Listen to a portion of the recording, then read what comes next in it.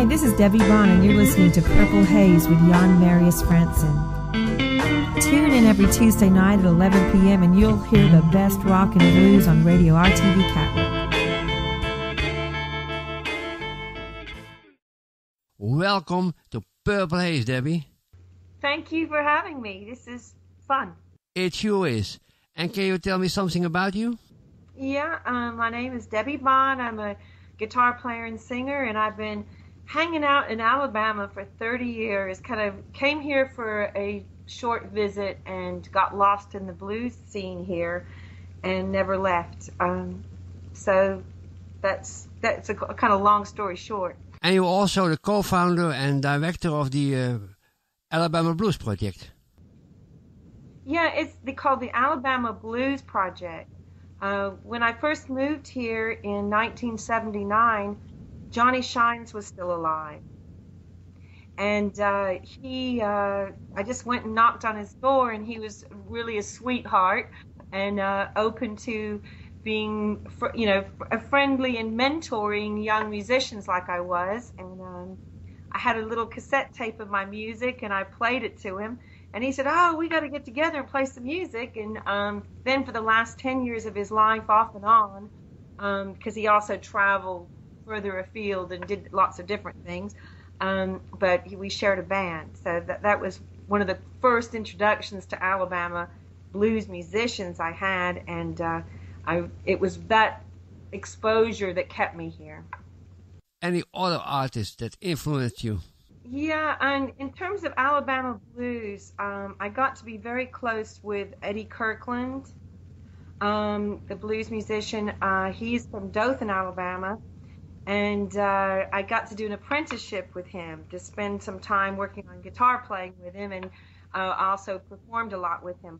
Also, most recently, Willie King, who is somebody I probably feel was the biggest influence because I got to work with him so much, and he was such an amazing person and guitar player and performer, and so I just feel like from him I learned some really important things.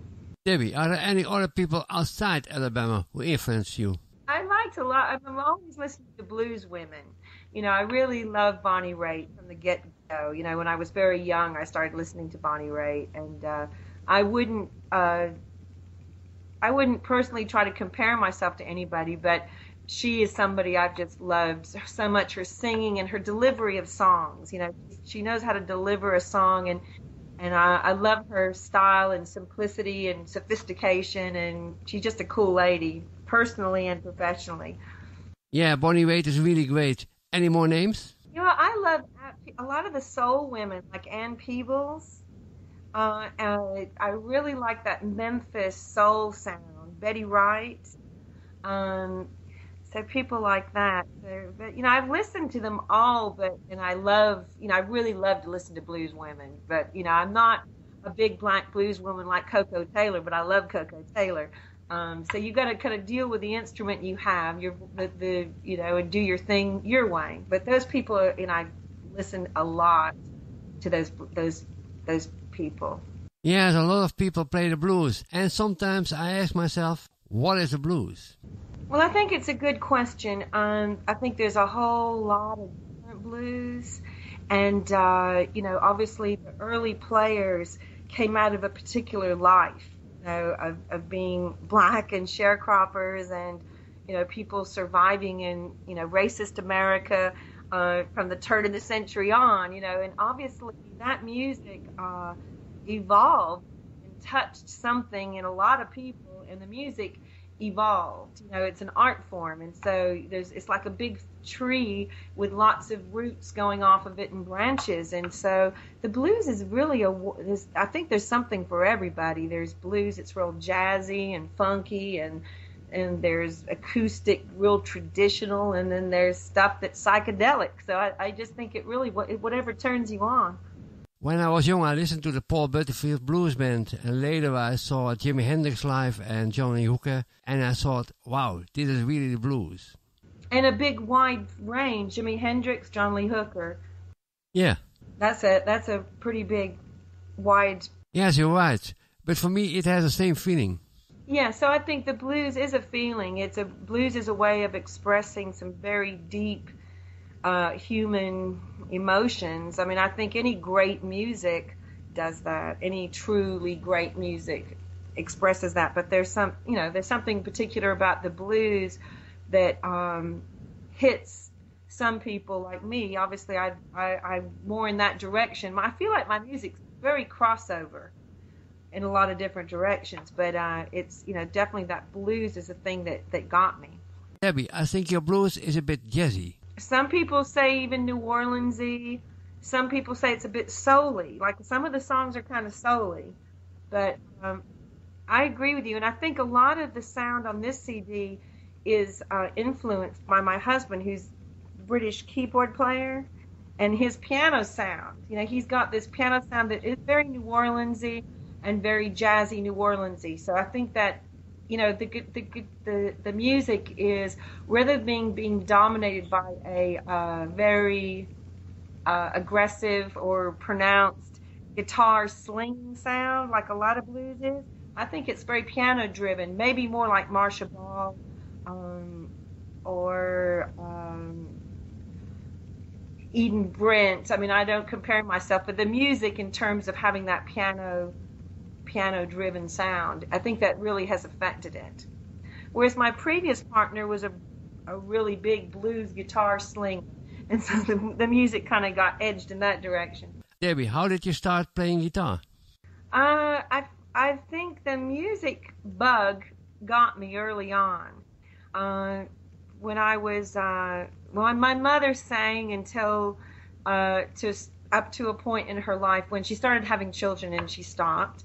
And my grandmother, my father's mother, was also a singer, so I think it ran in the family to want to sing. And but then it was not encouraged in my house because I think my mother was afraid, it was not a good life for her daughter.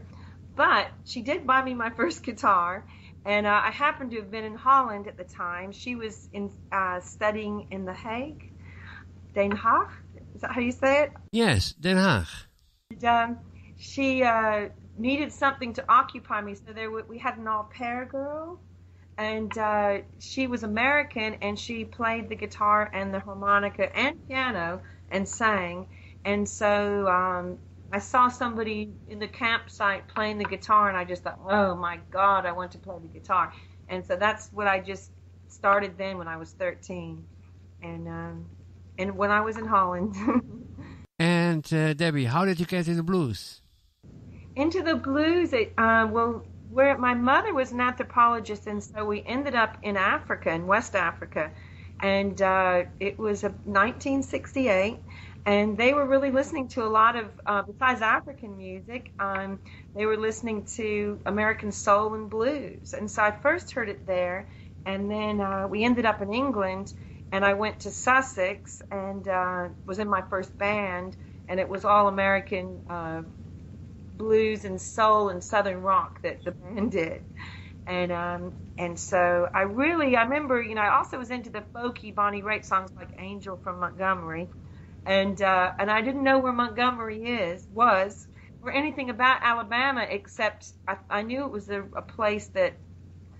To me, it was like South Africa, very racist, and I thought it was the last place in the world that I'd want to live. So, the circumstances, I ended up here by chance, and then the rest is history. But you should never say never, that's for sure. But it was really in England that I first really got into listening to the blues. Hi, this is Debbie Vaughn, and you're listening to Purple Haze with Jan Marius Franzen. Tune in every Tuesday night at 11 p.m. and you'll hear the best rock and blues on radio. Debbie, something else you like to mention?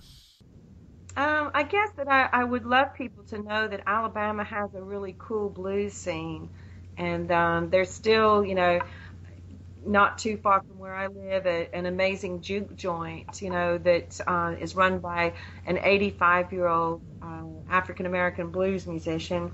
And that, I've been here for 30 years and just so aware that the blues is not just from Mississippi or, people know so much about Mississippi, but I hope they visit Alabama too and check out the blues here, because it's amazing. And the blues musicians, there's so much talent, and they need attention. They really do. But I thank you, Jan, very much for supporting American blues and European blues artists. You're welcome, Debbie, and it was so nice having you on the show. Thank you so much, Jan, for having me on the show. I've had a blast.